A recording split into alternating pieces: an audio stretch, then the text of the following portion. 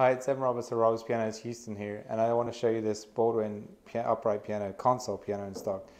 The lid is there. I'm not selling without the lid. The lid is being refinished right now, and I'll put a picture with the lid on this video on top.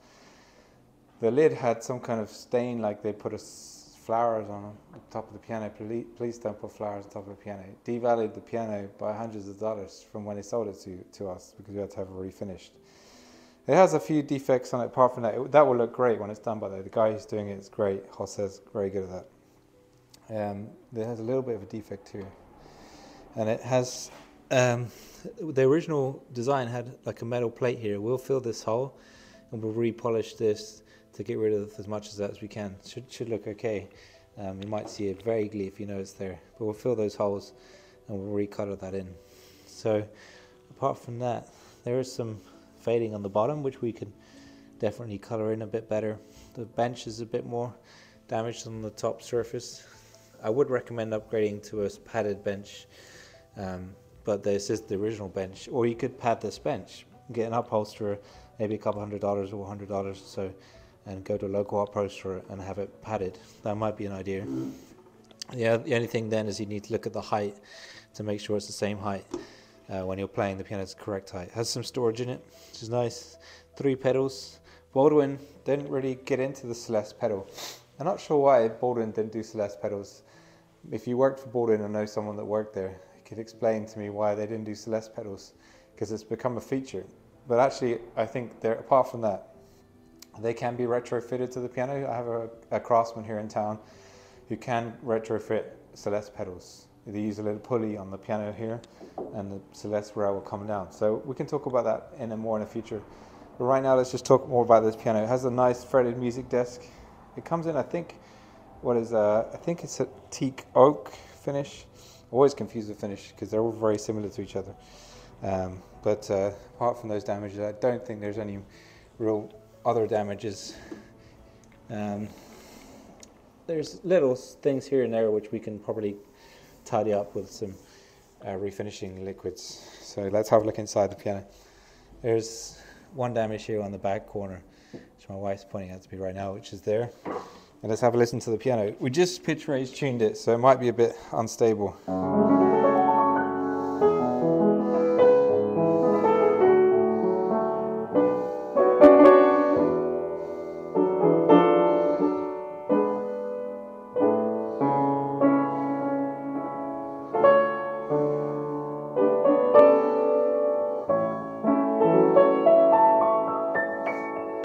It's got an excellent tone to it. It's got a very vibrant color, clear sound,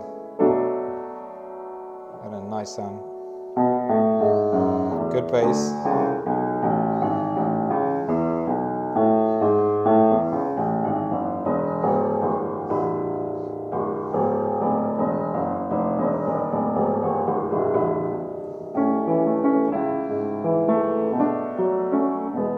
This model is supposedly called a classic model. I've not heard of that model before really, but the other one I have in stock is a Acrosonic in a cabinet, the console. This piano is 1999, on the borderline of 1999 and 2000. I really like this period of Baldwin. They're obviously trying to compete with the Yamaha U1 and trying to compete with Kawai and Young Cheng. So they're really trying the really best. They struggled to stay in the market, but they're excellent pieces because there aren't any of them being made anymore. So I really enjoy them. I think they're excellent pianos.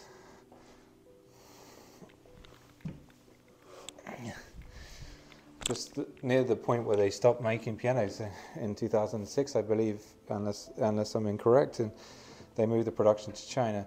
You can look at the action here, and the action is in excellent condition. All the keys, we haven't vacuumed out yet, so we'll do that. All the bushings are good, on the keys are solid, the back checks are good. Got a red felt there, which is a nice detail, and red felt here as well.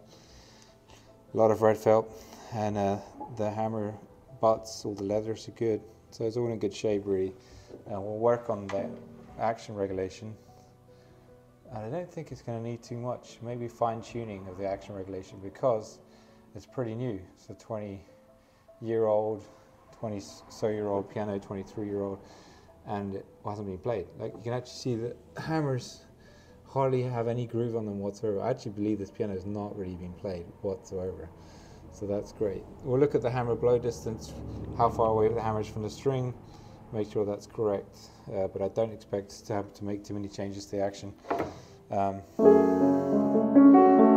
can see condition of the strings, pins, all that's really good.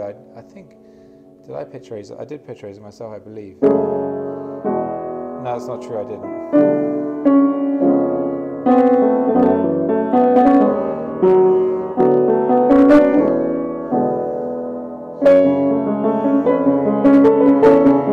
Lovely.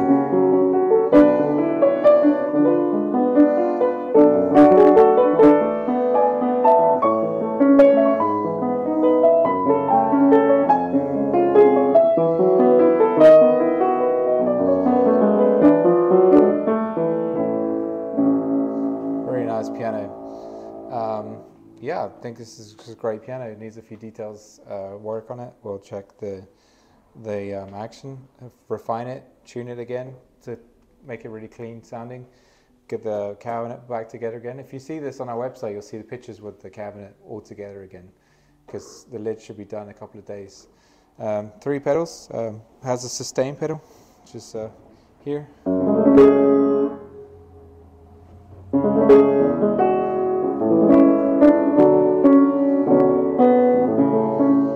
One more thing that I'm getting quite focused on lately is looking at damper timing, because that really has an effect on the touch weight.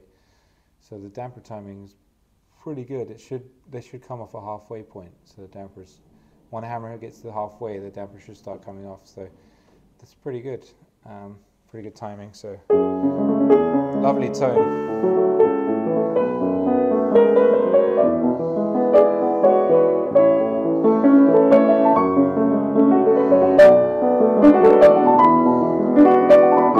Very fluid action.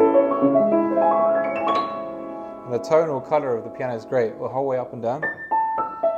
Lovely. Oh, it's such a good piano.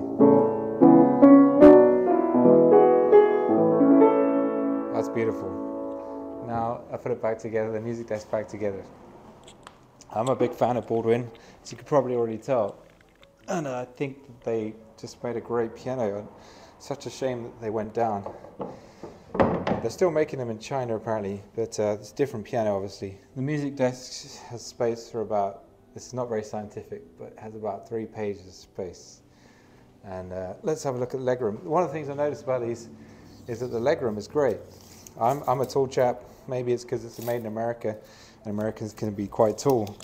But it's just I'm 6'6", and then my legs fit underneath, almost. I don't have to bend my leg too much. So I'm guessing 25 inches, 24 3/4, same as the Acrosonic. So this piano is comparable to the Acrosonic. I'll show you the Acrosonic very quickly. Since we're this close to each other and you spend this much time with me, I'll take you over to see the Acrosonic. I also have a little mini Baldwin right here. That's a different sound. So we hear what that sounds like in comparison. This is 1984.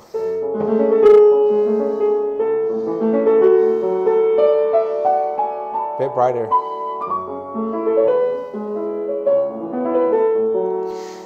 It's a tiny little piano. My leg doesn't fit underneath, but I'm 6'6", so you'll probably be fine.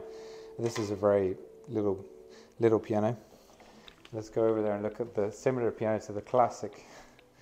And this is the Baldwin Acrosonic. Now, don't turn the video off. Acrosonic was used by Baldwin to make spinets for a long time. Spinets. I have another video about why we don't sell spinets. So this is Acrosonic console, which is made like an upright piano.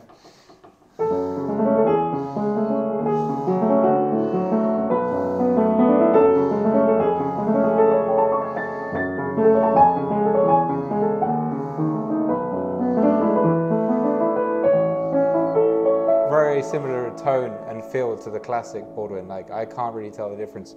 I would say this is slightly more mellow.